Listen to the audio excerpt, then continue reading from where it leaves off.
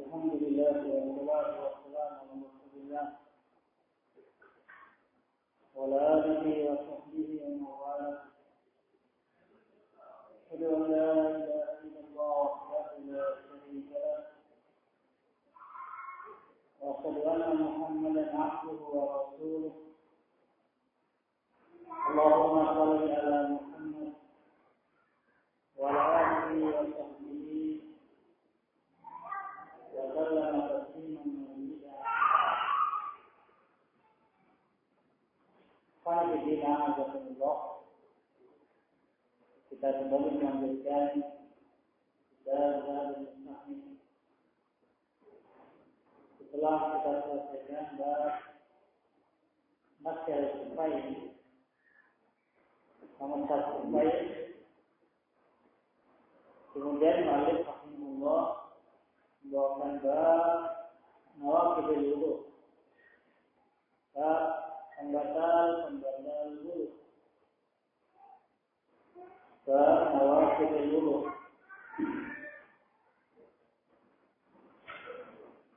Baik.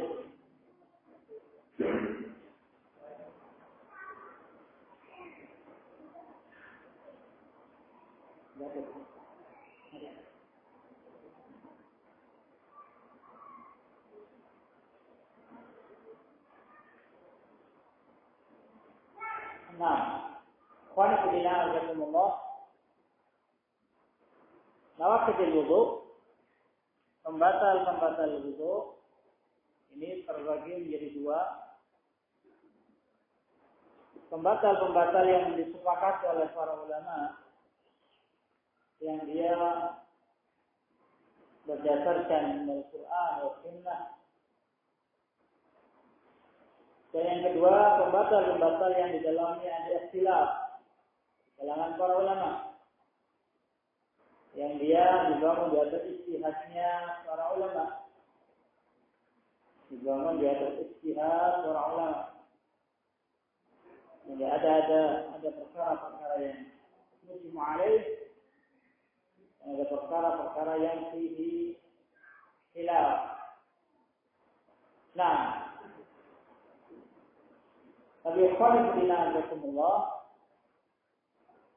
sebuah kaidah yang harus kita pegang, bahwasanya sesuatu yang tetap dengan nas,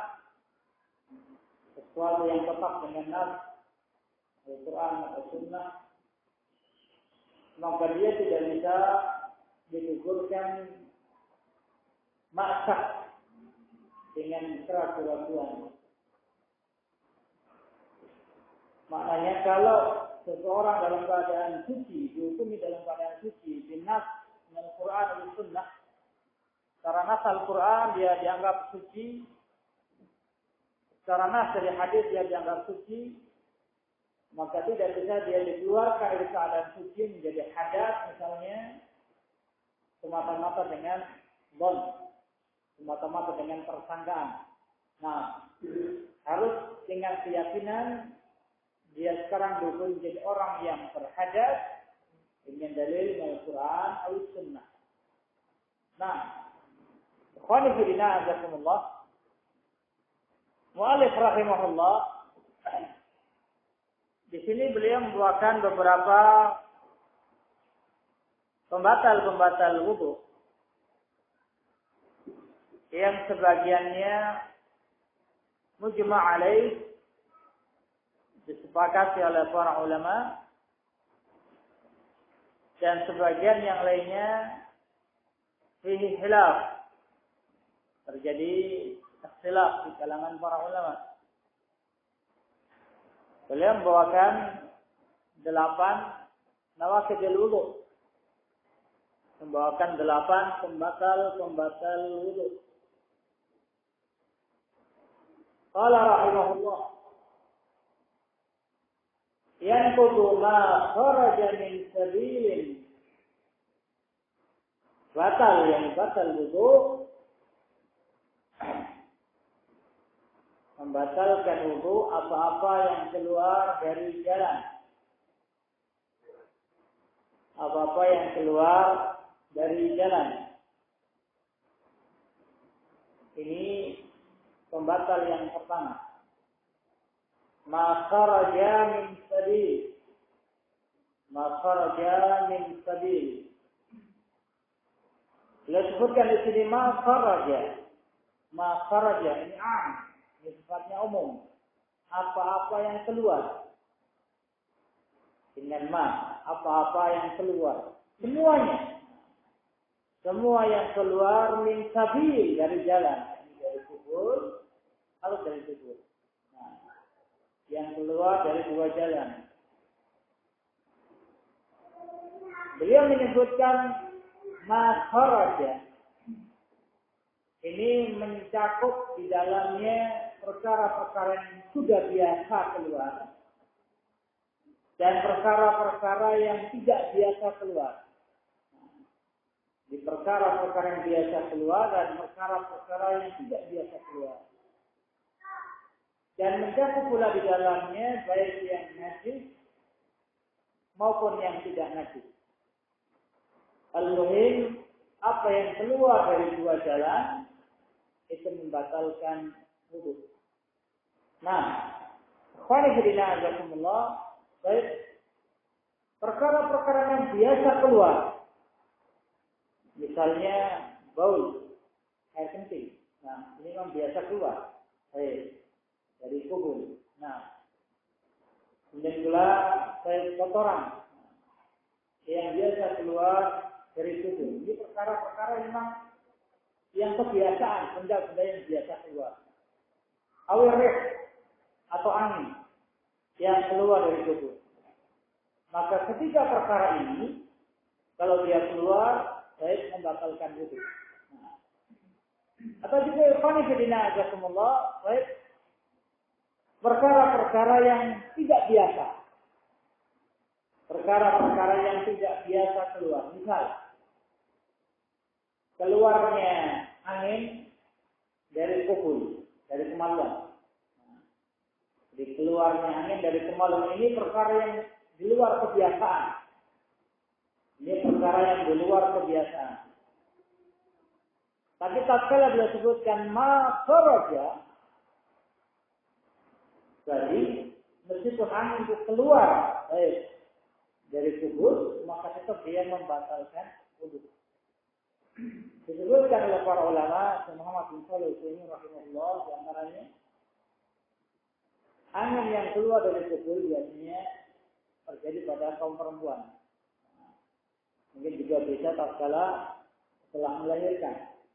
Nah, maka itu membatalkan wudu karena keluar dari dua jalan. Nah, dan juga termasuk di dalamnya, baik tatkala seorang mungkin tertelan sesuatu yang bukan makanan, apa itu kelereng, atau batu, atau perhiasan, atau batu mulia, atau mutiara. Kemudian batu itu keluar dari kuburnya. Maka dia membatalkan wudu. Ini yang keluar bukan kebiasaan.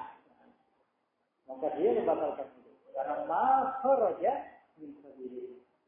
Apa yang keluar dari jalan. Semua yang keluar dari jalan, kayak yang biasa maupun tidak biasa keluar, maka dia membatalkan wudu.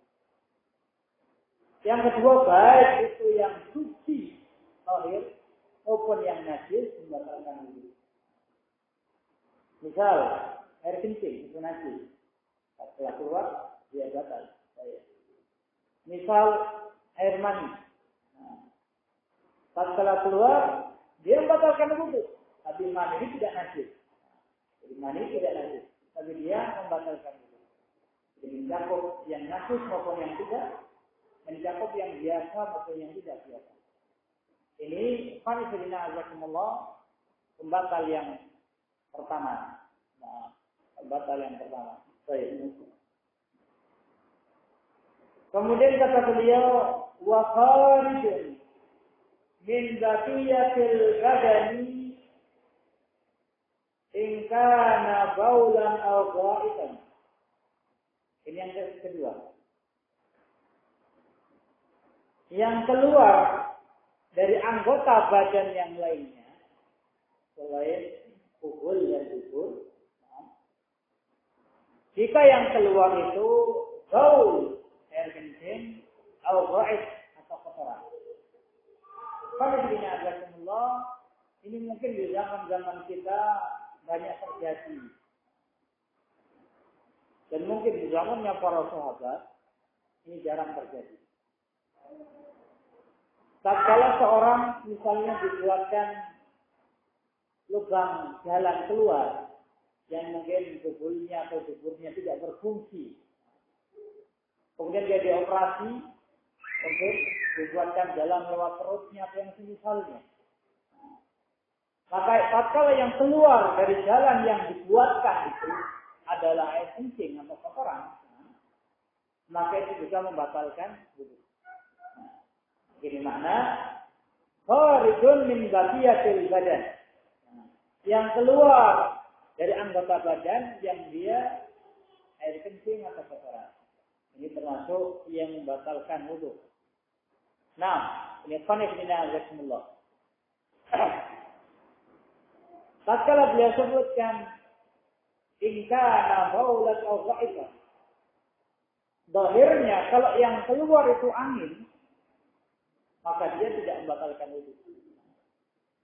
Kalau seorang keluar angin, nah, dari jalan yang dibuatkan oleh dokter misalnya, itu tempat keluarnya kotoran, zahirnya tidak membatalkan wudunya. Nah, karena Allah menyebutkan ingkana baulan au ghaibah.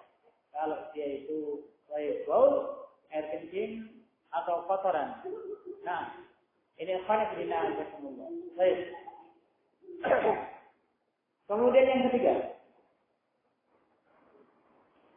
au katsiran najisan ghairahuma, atau najis yang banyak, katsiran najisan, barang najis yang keluar banyak dari selain kubul dan dubur. Nah, ini yang keluar dari jalan yang lain. Nah, yang dia selain air kencing dan juga kotoran. Baik. Jadi keluarnya barang-barang najis selain air kencing dan kotoran.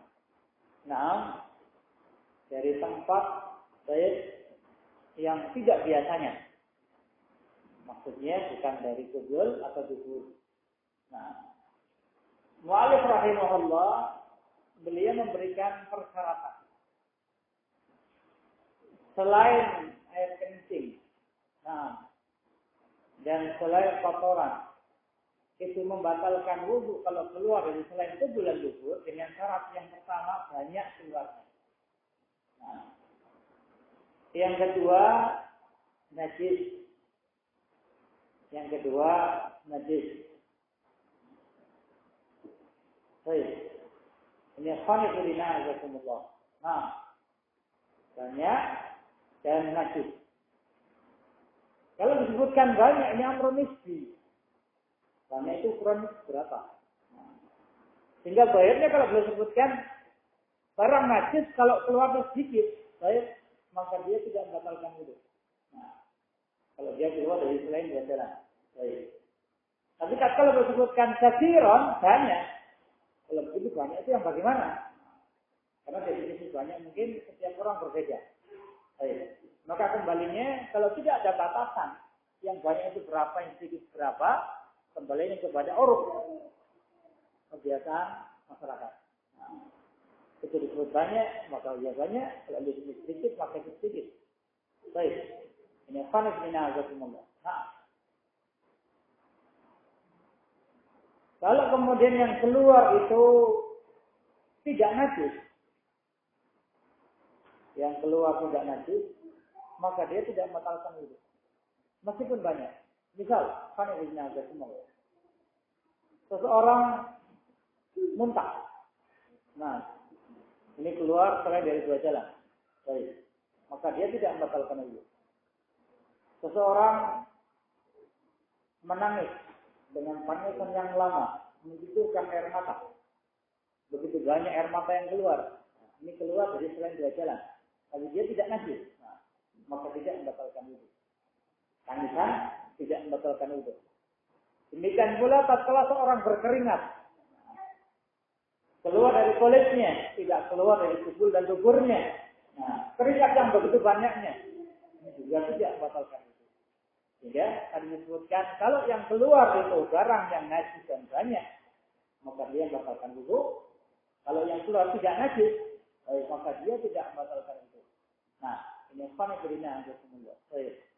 Sehingga keluarnya darah. Nah, ini juga tidak membatalkan wudu. Nah, keluarnya darah tidak membatalkan wudu karena darah itu tidak najis. Kalau seorang berwudu kemudian terluka, maka tidak batal wudunya. Ini fana berina untuk semua. Baik. Khanifidina azakumullah itu pendapatnya madhab. Pendapatnya Imam Ahmad dan madhabnya. Ada pendapat yang lainnya, pendapat Imam Syafi'i rahimahullah. Dan ini pendapat yang dibuatkan oleh Syekhul Islam Ibnu Taimiyah rahimahullah.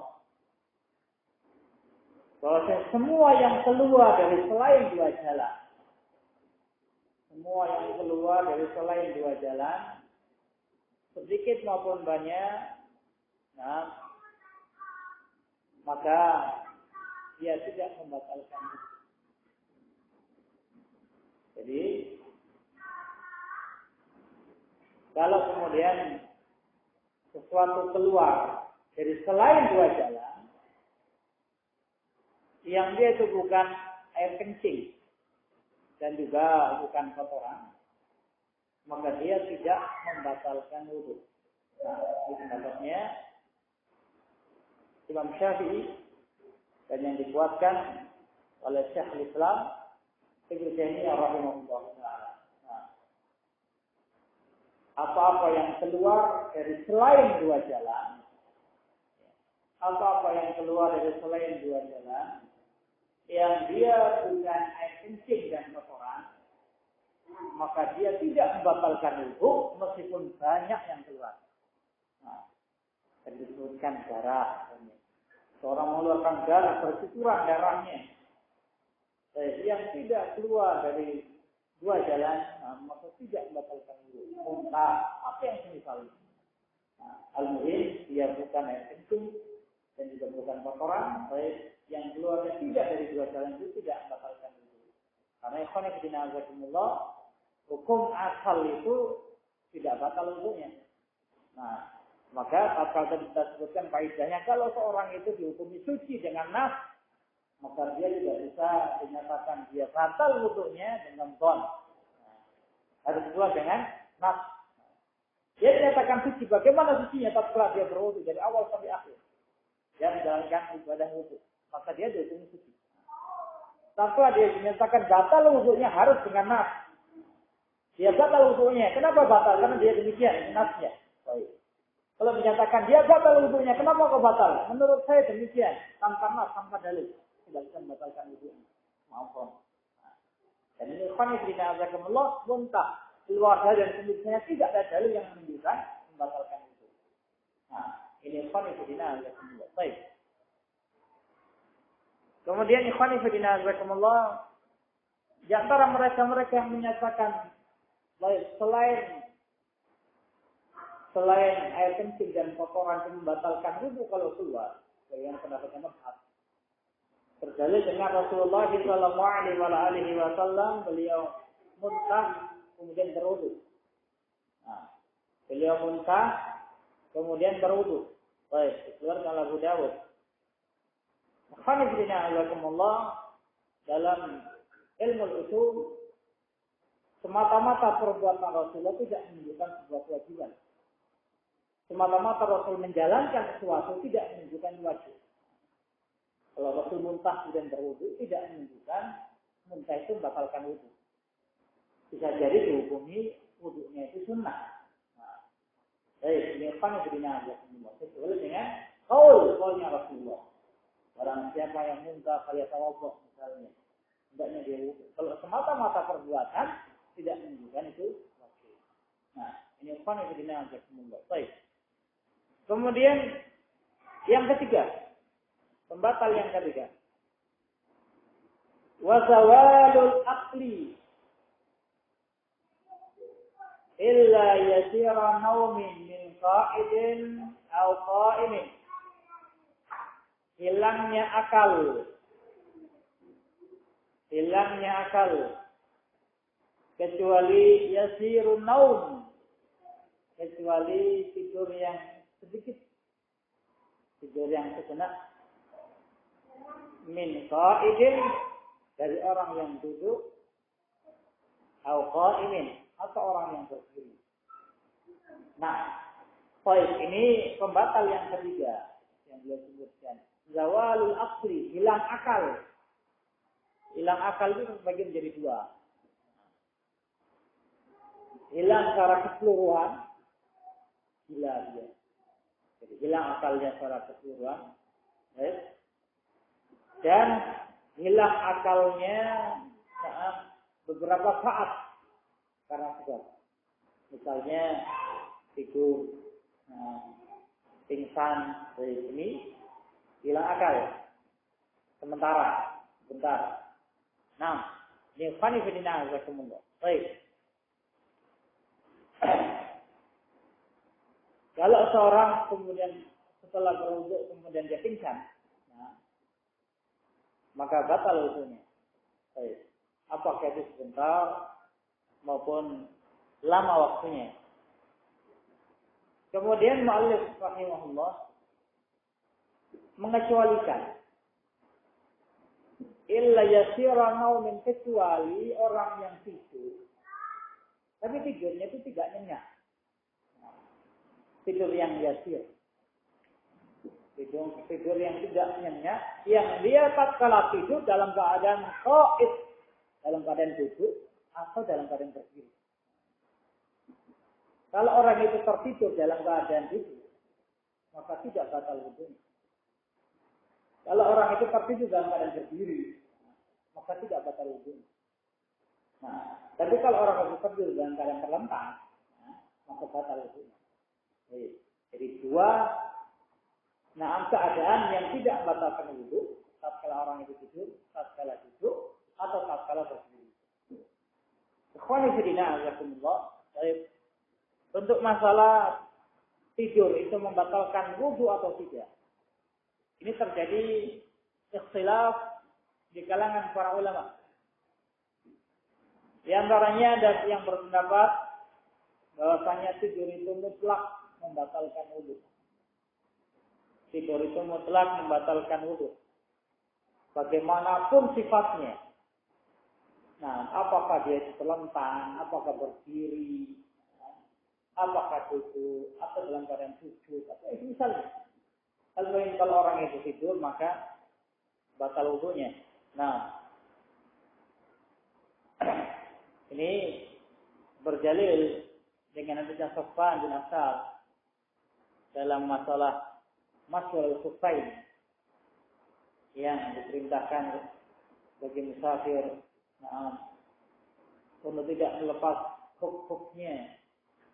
Baik, tatkala mereka berwudu, kecuali tatkala mandi janabah.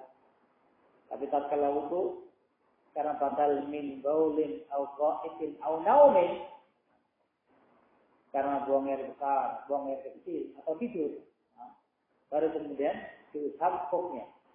Rasul menyebutkan 3 perkara. Buang air kecil, buang air besar, dan tidur. Ini dua-duanya membatalkan wudu. Disertai dengan tidur. Berarti kalau ditidurkan semuanya, maka naum itu membatalkan wudu. Baik. Kemudian yang kedua, pendapat yang kedua, mereka yang baik berpendapat masalah tidur membatalkan wudu atau tidak. Pendapat yang kedua yang menyatakan tidur secara mutlak tidak membatalkan wudu. Yang pertama tidur mutlak membatalkan wudu, yang kedua tidur secara mutlak tidak membatalkan wudu. Nah, dari hadisnya Anas, tatkala beliau bercerita, para sahabat tatkala menunggu sholat Isya. Nah, dan Rasul tidak keluar-keluar. Jadi itu sampai terdengar para sahabat, nah, mereka kepala mereka miring, nah, karena ketiduran, bahkan sampai terdengar sengguran mereka. Tatkala Rasul datang, nah, mereka sholat walam yatawaddo, dan mereka tidak berwudu. Mereka langsung berdiri dan mengikuti sholat jamaah tanpa berwudu kembali. Itu menunjukkan ikhwani fillah azakumullah, baik tidur itu tidak membatalkan wudu.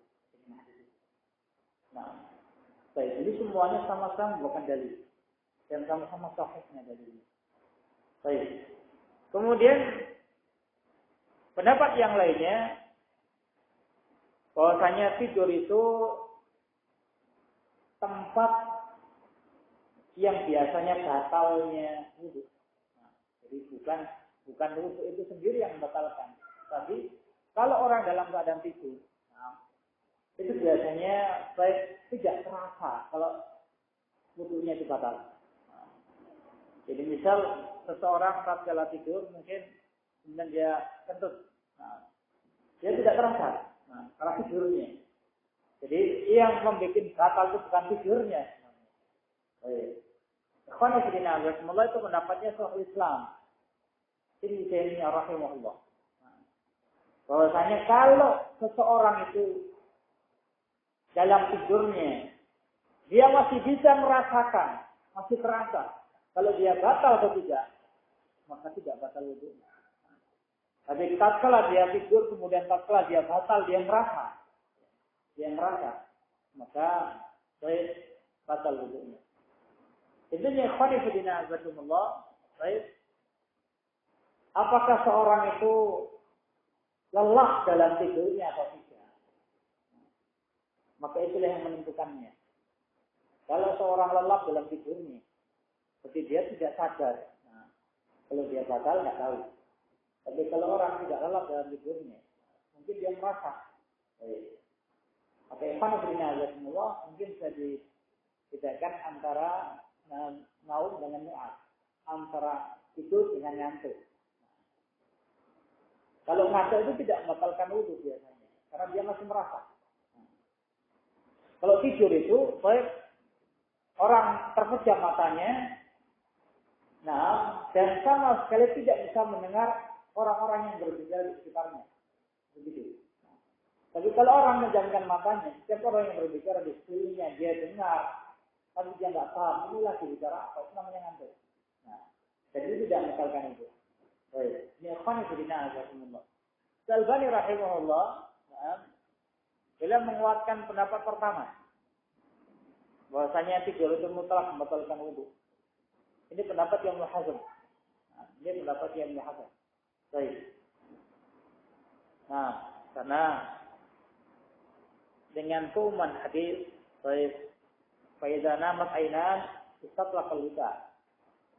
Kalau mata itu tertidur, maka terlepas ikatannya. Nah, sama nama falyatawaddo.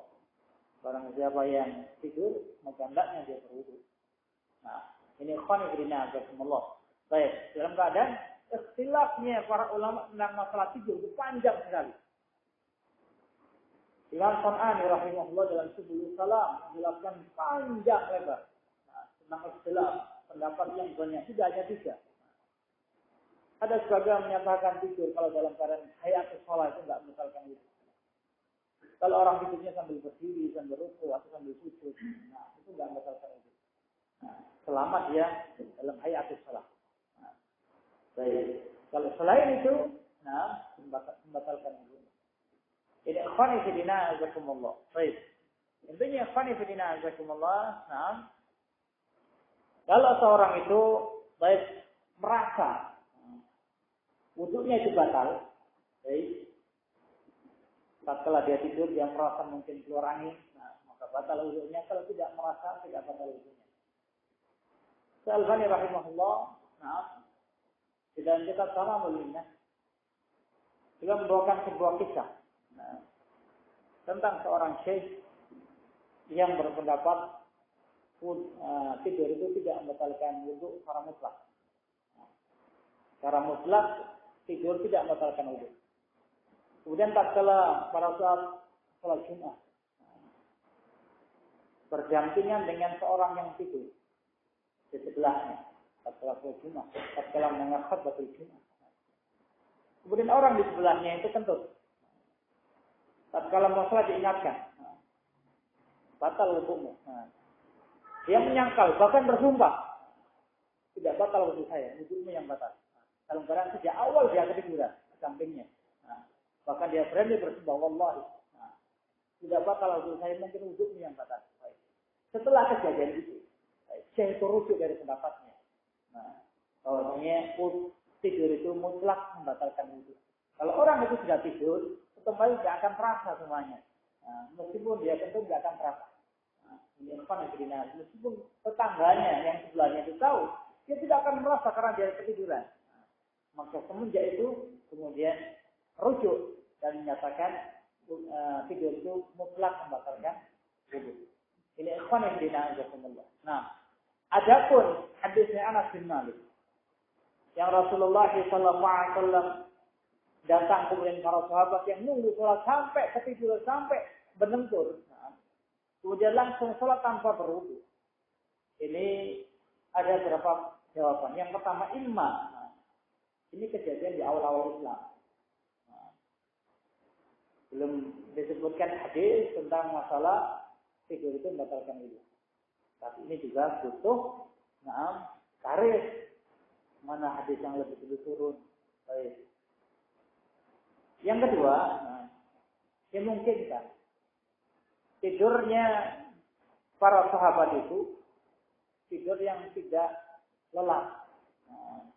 Yang tadi disebutkan tidur yang yasir, tidur yang ringan, yang mungkin masih mendengar suara-suara di sampingnya, mungkin ngantuk. Terus bagaimana kalau yang menengkur itu? Ya mungkin dia itu tidurnya tidak lelap tapi menengkur. Allah alam, maka mungkin aja orang yang tidurnya tidak lelap terus menengkur. Kalau ngantuk mungkin enggak akan menengkur kalau ngantuk. Ini apa yang dibina Allah. Dari keumuman itu maka Syalbani rahimahullah menyebutkan dan merujukkan dari hadisnya Sofyan bin Asal bahwasanya tidur itu mutlak membatalkan wudu. Dan harus dibedakan antara tidur dengan ngantuk yang tadi kita sebutkan. Kalau orang itu jelas sama sekali tidak paham apa di sekitarnya, dia dibangun seakan-akan dia di dunia yang baru. Nggak sadar kejadian apa sebelumnya, itu namanya tidur. Mutlak dia batal wudunya. Tapi kalau dia masih bisa ingat, langsung dia berdiri misalnya. Dia masih paham sebelah-sebelahnya tadi ngomong apa. Mungkin itu ngantuk. Ini ikhwan fillah Allah dan dia tidak membatalkan itu. Sebagaimana Hudzaifah setelah salat sama Rasulullah SAW, salat malam, tatkala ngantuk, ditarik telinganya oleh Rasulullah Sallallahu Alaihi Wasallam. Menunjukkan ngantuk itu tidak membatalkan itu. Baik. Kemudian ikhwan fillah yang keempat sekarang. Dari pembatal wudu wa massu dzakarin muttasilin. Pembatal wudu yang keempat menyentuh kemaluan. Yang nyambung. Menyentuh kemaluan yang nyambung. Baik. Seseorang menyentuh kemaluan muttasil. Makna muttasil itu, kemaluan masih nyambung. Misal, kalau seorang dioperasi misalnya, diamputasi kemaluannya, kemudian kemaluan sudah terpotong, baik, diambil oleh seorang yang sudah berwudu, diletakkan dibuang tempat mana, baik, maka dia tidak batal wudunya, karena kemaluannya sudah tidak muttasil, sudah terpisah dari anggota tubuh. Tapi yang membatalkan wudu di sini yang muttasil, yang masih nyambung dengan badannya. Kalau dipegang dia, maka membatalkan wudu. Ikhwan fillah tentunya megangnya tanpa adanya hail, tanpa adanya penghalang, langsung ketemu kulit dengan kulit. Nah, tapi kalau ada penghalang kain misalnya, maka tidak membatalkan wudu.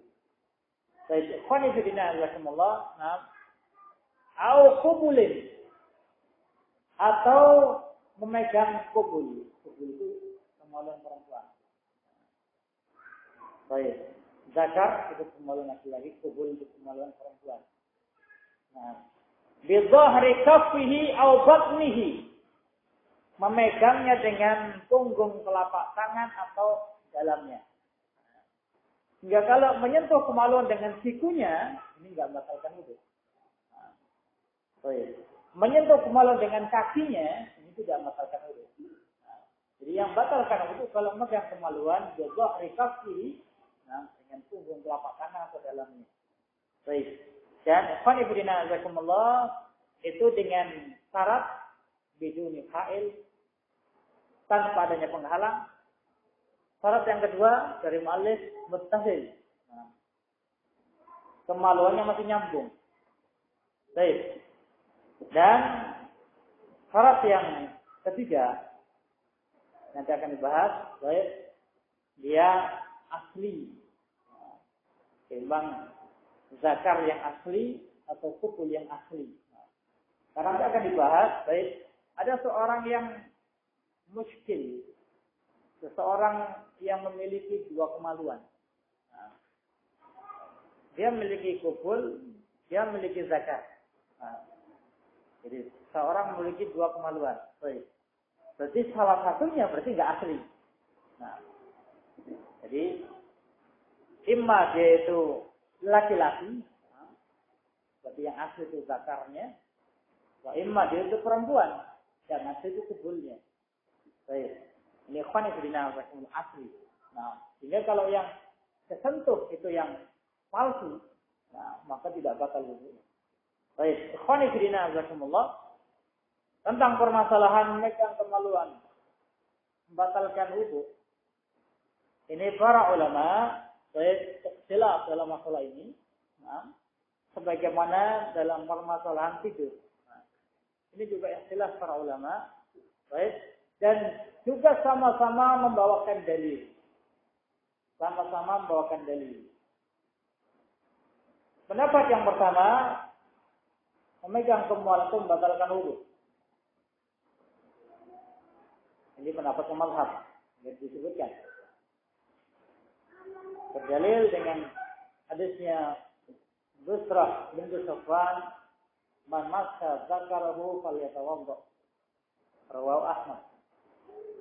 Barang siapa yang menyentuh kemaluannya, falyatawadda.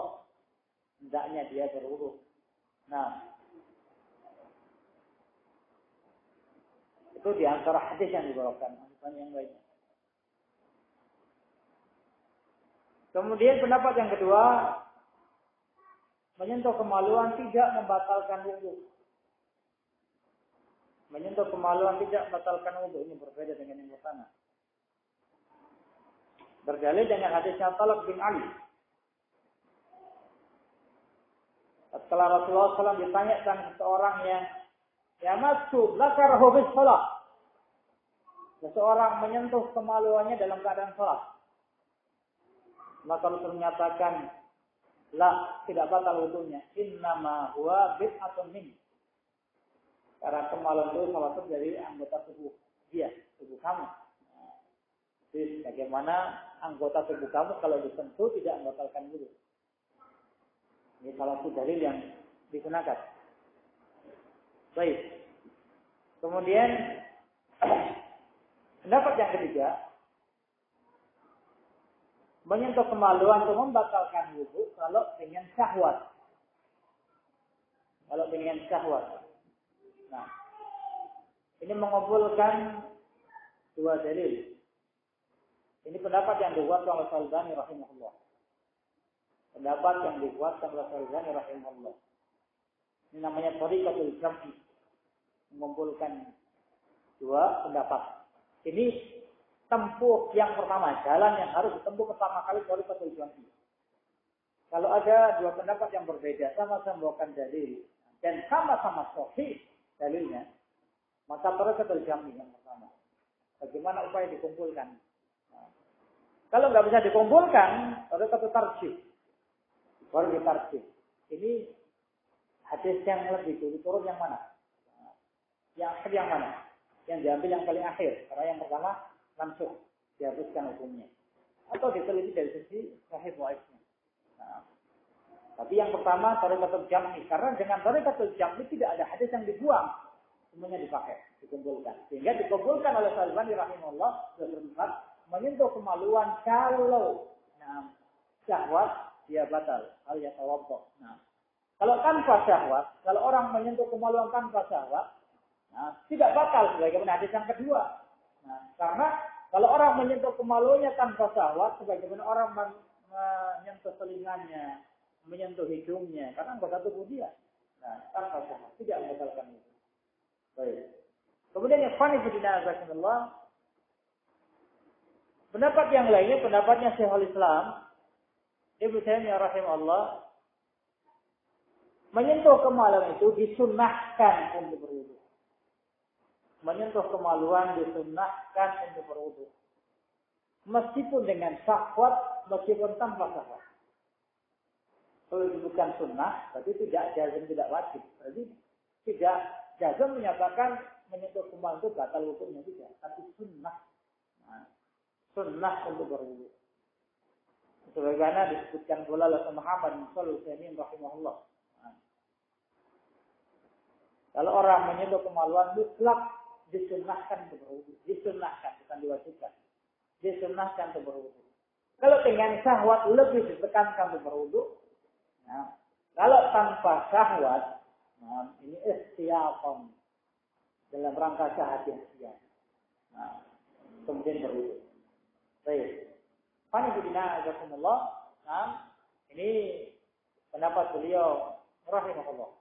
Nah, pendapatnya Syekhul Islam rahimahullah. Baik. Fanifidina azakumullah. Kalau kita melihat dari hadisnya Talib bin Ali, seseorang menyentuh kemaluannya waktu sholat, apakah batal wudunya tetap sholat? Tidak batal. Itu sebagaimana menyentuh anggota tubuh yang lainnya. Mungkin kita gambarkan, kita bayangkan, masa bisa? Seorang dalam keadaan sholat kemudian menyentuh kemaluannya. Apalagi dia menggunakan jubah, menggunakan sirwal, atau sebelum sirwal dia menggunakan izar, jubah panjang, menggunakan sarung, nah kemudian menggunakan celana panjang. Nah, yang kita bayangkan menyentuh kemaluannya berarti dengan ada penghalang antara tangan dia dengan kemaluannya, tidak langsung. Kalau ada penghalang wasyak, tadi kita sebutkan tidak batal wudunya. Yang membatalkan itu kalau tangan langsung ketemu kemaluan tanpa ada penghalang. Nah, maka mungkin kita bayangkan bagaimana mungkin kalau orang sholat kemudian kok langsung menyentuh kemaluannya, untuk dari bawah misalnya. Nah, berarti kita bawa ke situ, oh berarti ini dengan penghalang. Nah, maka dia tidak batal wudunya. Nah, karena ada penghalangnya. Nah, kalau tanpa penghalang maka batal. Ini ikhwan yang dinamakan. Nah, sehingga mungkin juga sebagaimana yang dikuat oleh Syekhul Islam Ibnu Taimiyah rahimahullah. Nah, kalau seorang menyentuh kemaluan mustahab disunnahkan untuk berwudu. Apakah dia itu syahwat maupun tidak, kalau menyentuh kemaluan mustahab untuk berwudu. Bagaimana kalau tidak berwudu? Ya nggak ada masalah, mustahab. Ya, kalau nggak ada, kalau dia menyentuh kemaluan, tanpa syahwat, kemudian dia tidak berwudu, ya nggak ada masalah. Karena dia ini cuma mustahab. Misalnya kalau seorang itu mandi janabah, dia bersihkan kemaluannya misalnya, itu menyentuh kemaluannya. Nah, ini ikhwan fillah azakumullah. Baik. Ini poin-poin yang membatalkan wudu. Nanti disebutkan fihi ikhtilaf. Nah, kemudian bila sebutkan setelahnya, maghrib ya. Baik. Ini masih ada kaitannya dengan poin yang keempat. Tentang menyentuh kemaluan, beliau menyebutkan masail setelahnya. Baik, kalau yang disentuh itu seseorang memiliki dua kemaluan. Nah, memiliki baik kubul dan memiliki zakar. Nah, jadi memiliki kubul dan memiliki zakar. Nah, walam suhuma min khunsa muskil. Kalau seseorang itu memiliki dua kemaluan laki-laki dengan perempuan, dia batal wudunya kalau menyentuh semuanya. Nah, kedua-duanya terpegang. Nah, kalau hanya satu yang dipegang, tidak batal wudunya. Nah, berarti kalau kemaluannya itu dua, baik, yang satu pasti nggak asli. Nah, nggak asli itu bukan berarti bukan buatan pabrik. Nah, asli dia lahir dalam keadaan dua kemaluannya. Tapi satu yang berfungsi. Karena para ulama itu menyebutkan kalau ada bayi lahir dalam keadaan kemaluannya dua, nah, maka dia digolongkan jenis kelaminnya apa? Nunggu besarnya. Jadi kalau lahir ini di abstrak ini apa? Kelaminnya belum tahu, belum jelas. Nah, karena kemaluannya dua. Baik. Kalau besar nanti dia head itu perempuan. Nah, tapi bisa seseorang baru lahir diketahui ini laki-laki atau perempuan kalau dia waktu kencing dari mana keluarnya? Kalau keluarnya dari zakarnya, dia dihukumi laki-laki. Nah, berarti yang kubulnya ini nggak asli. Nah, tapi kalau kemudian keluarnya dari kubulnya, dia dihukumi perempuan. Zakarnya nggak asli. Baik. Kalau muskil, nggak tahu, nggak diteliti, ini laki-laki atau perempuan yang jelas kemaluannya dua. Bisa batal kalau kepegang dua-duanya. Nah, kepegang misalnya, kepegang zakarnya, belum itu batal. Kalau kepegang zakarnya mungkin dia perempuan, berarti yang dipegang nggak asli. Nah, kubulnya nggak kepegang. Baik. Kalau yang kepegang kubulnya misalnya, mungkin dia itu laki-laki, jadi yang kepegang bukan yang asli. Maka kalau batal itu kalau memegang keduanya, dua-duanya terpegang, maka batal wudunya. Nah, ini fani bidina azakumullah. Baik, mungkin ya, kalau disebutkan dalam kutub mungkin ini terjadi. Ada mereka yang mempunyai dua kemaluan. Nah, wallahu a'lam shawab. Nanti akan disebutkan masalah setelahnya. Nah, bagaimana kalau seorang laki-laki memegang kemaluan dari orang yang muskil, orang yang memiliki dua kemaluan. Terus bagaimana kalau perempuan memegang kemaluan perempuan yang memiliki dua kemaluan? Nah, dihukumi bagaimana? Baik, ini yang memegang milik orang lain ya, milik orang lain. Baik, nanti akan beliau. Kemudian Allah alam sallallahu alaihi Muhammadin wa alihi wa sahbihi. Nah.